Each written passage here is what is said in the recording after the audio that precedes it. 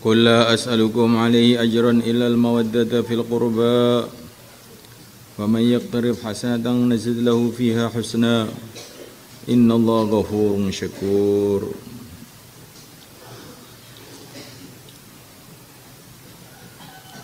Qul katakanlah la as'alukum, aku tidak minta kepada kamu semua, alaihi atas mendakwahkan agama, ajron opah apapun, ilal mawaddata kecuali menyayangi fil qurba dalam sanak kerabat.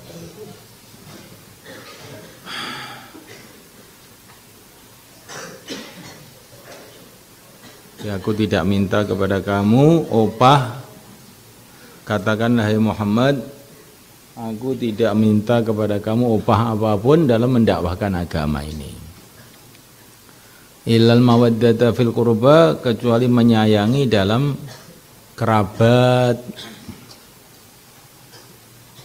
Ini kata para ulama, maksudnya kerabat ini kerabatnya Rasulullah itu. Jadi sebagai opah saya mendakwahkan agama ini, saya tidak minta upah apa-apa, tapi sayangilah kerabat-kerabat saya. Maka mencintai kerabat-kerabat Rasulullah SAW. Kerabat yang paling dekat ya anak cucu beliau. Kemudian yang dekat lagi yaitu orang-orang Bani Hashim, Bani Muttalib. Kemudian orang Quraisy. Yang lebih luas lagi ya orang Arab.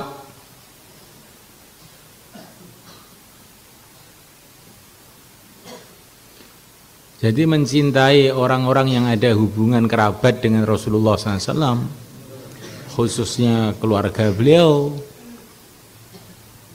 Pada beliau ini ya anak cucu beliau,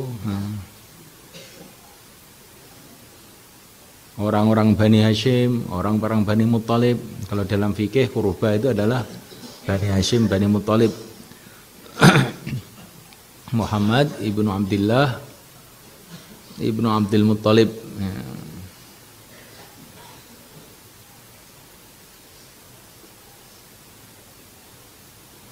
Bani Muttalib ini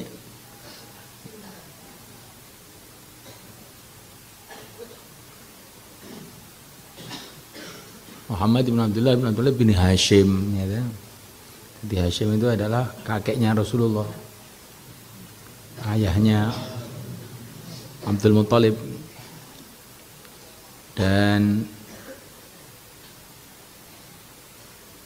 Muttalib itu adalah saudaranya Hashim. Muttalib itu adalah saudaranya Hashim. Hashim menurunkan Abdul Muttalib, terus menurunkan Abdullah, menurunkan yang mulia Nabi Agung Muhammad SAW. Inilah kerabat Rasulullah. Kemudian yang lebih khusus lagi yaitu anak cucu Rasulullah dari Sayyidina Hasan, dari Sayyidina Husain. Menyayangi mereka ini bagian daripada terima kasih kita kepada yang mulia Nabi Agung Muhammad SAW.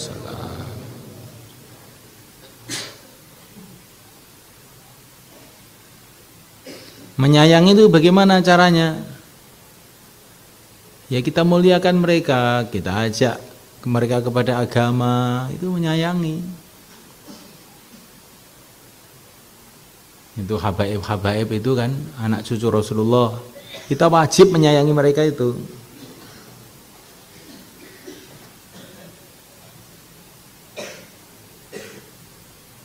Tapi bukan sayang kalau kita biarkan mereka nggak kenal agama, itu bukan sayang namanya. Sayangnya itu yaitu dengan Mereka diajak dakwah, diajak ngaji gitu. Bukan menyayanginya itu biarin aja begitu, bukan sayang namanya, malah kejam.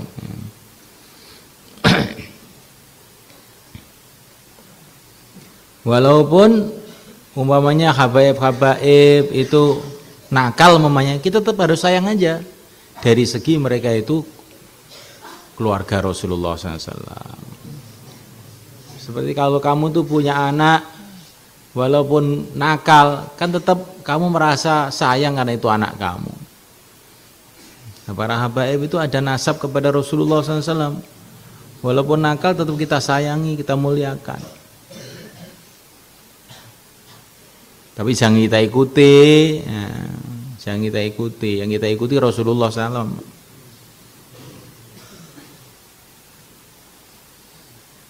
Dia menyayangi keluarga Nabi itu termasuk bagian daripada asbab hidayah.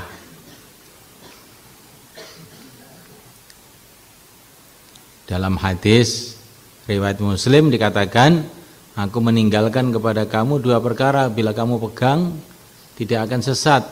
Pertama kitabullah, kedua kala itroti, anak cucuku. Jadi menyayangi anak cucu Rasulullah, menyayangi habaib itu bagian dari asbab hidayah itu. Karena orang sudah tidak menghormati anak cucu Rasulullah itu berarti ya kecintaannya kepada Rasulullah cacat itu berarti. Tapi sekali lagi saya ingatkan, bukan menyayangi itu berarti terus mengikuti yang salah, enggak. Anak cucu Rasulullah itu juga ada yang baik, ada yang nakal, tapi tetap kita sayangi aja. Caranya menyayangi diajak beragama, ajak keluar. Nah, ini santri-santri yang habaib kan banyak sekarang. Itu harus diperhatikan. Kalau bukan habaib dinasihati sekali, kalau habaib dinasihati 3 kali. Kalau tidak mempan ditempeleng 10 kali gitu ya, insyaallah. Jangan enak aja, saya habib kok. Pokoknya walaupun nakal saya nggak boleh dihukum. Enggak. Orang itu kalau mulia hukumannya harus tambah besar. Iya.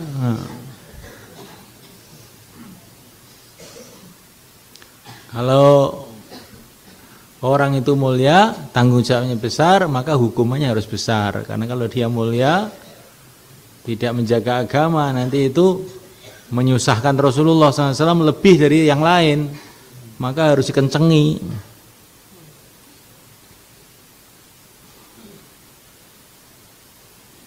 Ya enggak? Ya. Tapi orang-orang yang tidak punya nasab dengan Rasulullah secara darah, oleh Allah diakui punya nasab juga dengan Rasulullah secara agama. Allah berfirman, "An-nabiyyu aula bil mu'minina min anfusihim wa azwajuhu ummahatuhum." Istri-istri Nabi adalah ibu bagi orang yang beriman. Maka Nabi itu adalah ayah bagi orang yang beriman. Maka semua orang beriman itu adalah anak cucu Nabi dari segi agama.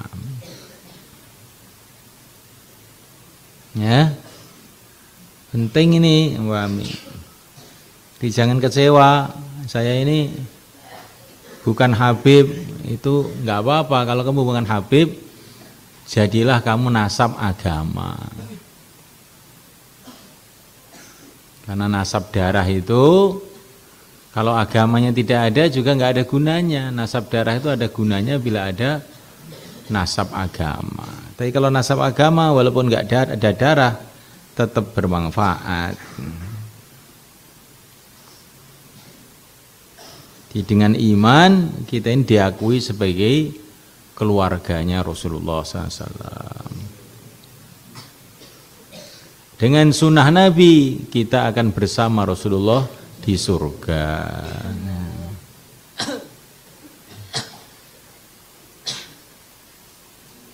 Tapi ini pun jangan kemudian kita mengingkari kemuliaan anak cucu Nabi. Kita harus memuliakan mereka, menghormati mereka karena mereka punya hubungan darah dengan Nabi.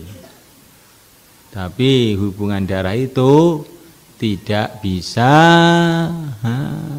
jadi alasan untuk meninggalkan agama. Justru ada hubungan darah dengan Nabi itu harus lebih kenceng gitu. Bukan malah untuk alasan beling, itu namanya orang kualik itu.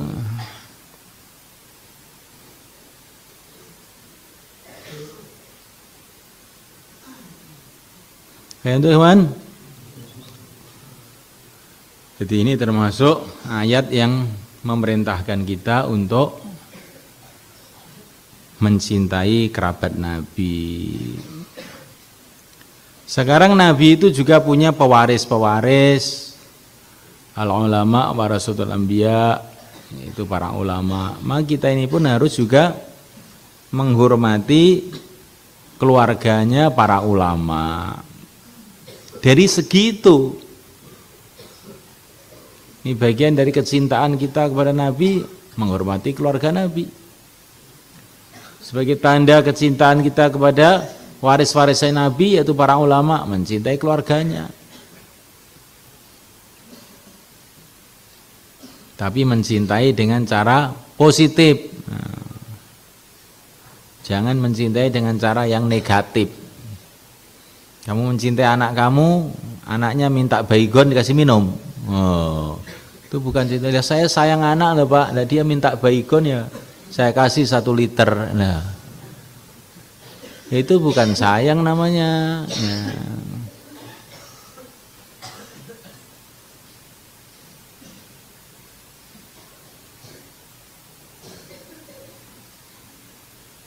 Jadi ini tuntutan. Tuntutan kita ini mencintai Nabi, mencintai orang-orang soleh itu ya harus mencintai keluarganya. Tapi cinta yang positif, jangan cinta yang negatif. Maka dulu ada seorang ulama di Madinah, namanya Abu Abdurrahman Al-Qis. Orangnya ini ahli ibadah, betul. Sudah di masjid aja.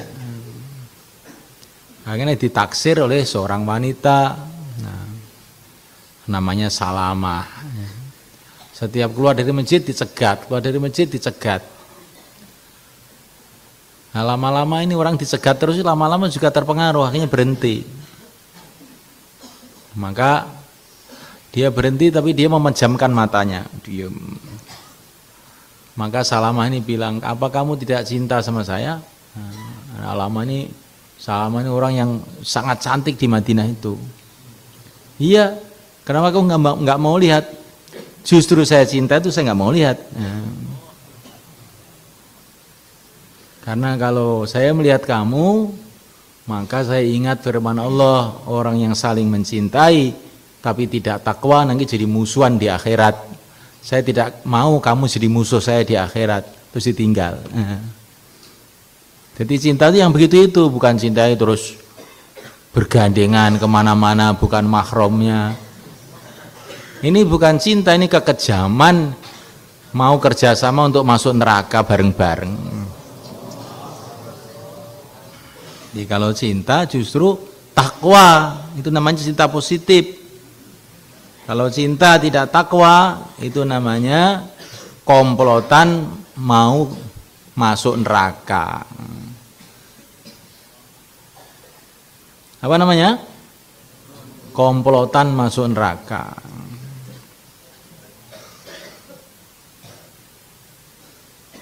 Ini dengar betul ini. Kenapa saya bilang gitu? Kalau ini saya ini sudah tua, sudah nggak mikir-mikir begitulah. Ini kamu ini yang muda-muda ini kadang-kadang pikirannya itu kira-kira loh ini. Saya tidak suudon sama kamu ya. Suul yakin bukan suudon ya.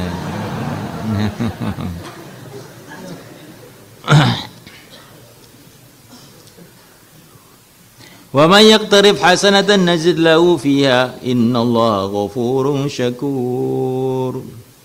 Wa may yaqtarif, barang siapa berbuat hasanatan kebaikan, nazid maka aku akan tambahi lahu kepadanya fiha di dalam akhirat husnan kebaikan. Innallaha, sesungguhnya Allah ghafurun syakur, Maha pengampun dan lagi Maha menghargai amalan-amalan hambanya. Ini ada kaitannya dengan menyayangi keluarga Nabi, maka kamu harus ingat bahwa yaktarif hasanatan, hasanatan di sini maksudnya termasuk menyayangi keluarga Nabi. Ini kalau kita menyayangi keluarga Nabi, berbuat baik kepadanya, nanti itu barokahnya tambah banyak. Nggak usah khawatir kamu terus rugi, enggak, asalkan niatnya benar.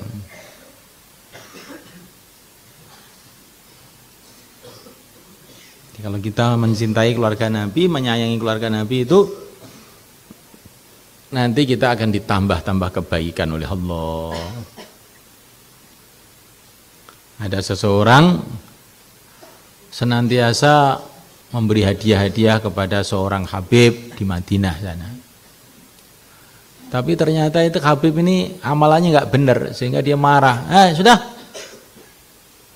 nggak mau lagi bantu kamu saya. Ternyata dibantu-bantu malah nakal kamu itu. Akhirnya dia mimpi jumpa Nabi. Kamu bantu cucu saya itu karena saya apa karena dia, katanya. Ya karena engkau ya Rasulullah. Kalau karena saya, ya terus saja bantu. Kalau karena dia ya terserah kamu. Maka akhirnya dia kembali kasih hadiah lagi sama Habib tadi. Habibnya heran, kamu kelihatannya sudah marah nggak mau bantu saya, kok sekarang bantu lagi, kenapa?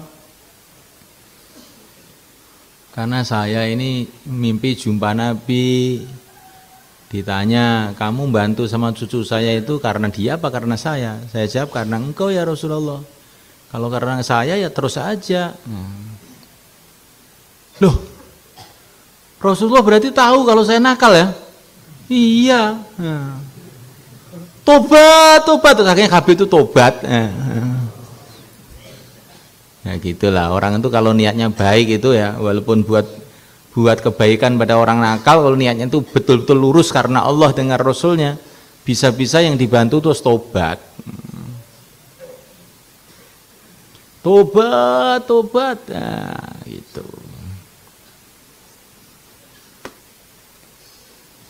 Jadi kalau kita ini berbuat kebaikan sama orang karena Allah saja. Dan siapa aja karena Allah saja. Nanti insya Allah kalau baik dia tambah baik, kalau jahat dia tobat. Ada orang itu di Riyadhus Shalihin itu sedekah malam-malam. Ternyata yang dikasih sedekah itu adalah wanita jahat. Maka pagi-pagi orang-orang pada ngomong, tadi malam ada wanita jahat dikasih sedekah. Maka yang memberi sedekah itu menyesal, aduh keliru ternyata. Terus kemudian dia sedekah lagi malam-malam. Ternyata yang dikasih sedekah itu maling. Pagi-pagi ada orang-orang cerita, tadi malam tuh ada maling dikasih sedekah. Waduh, keliru lagi. Terus sedekah lagi. Ternyata yang dikasih sedekah orang kaya. Maka pagi hari orang-orang ngomong, tadi malam tuh ada orang kaya dikasih sedekah. Wah, keliru nih. Kemudian orang tadi kasih nasihat, tidak keliru. Wanita jahat kamu kasih sedekah, semoga dengan kamu kasih, barangkali dengan dikasih sedekah itu terus dia tobat jadi baik. Saya ini sudah jahat kok masih dibaikin orang, saya mau tobat. Yang maling itu kamu kasih sedekah, barangkali dia jadi maling. Lah orang itu loh, nggak usah saya malingi juga ngasih duit sama saya. Jaluk oleh kok maling. Dah nggak usah maling. Orang kaya itu barangkali kamu kasih sedekah, terus dia berpikir, nah ini saya ini kaya dikasih sedekah, lah malah saya itu nggak pernah sedekah, akhirnya dia jadi ahli sedekah. Jadi orang itu kalau niatnya benar itu walaupun sasarannya keliru, itu nanti akan jadi baik aja. Kalau amal itu sasarannya keliru, atau niatnya benar, itu nanti jadinya itu jadi baik insya Allah.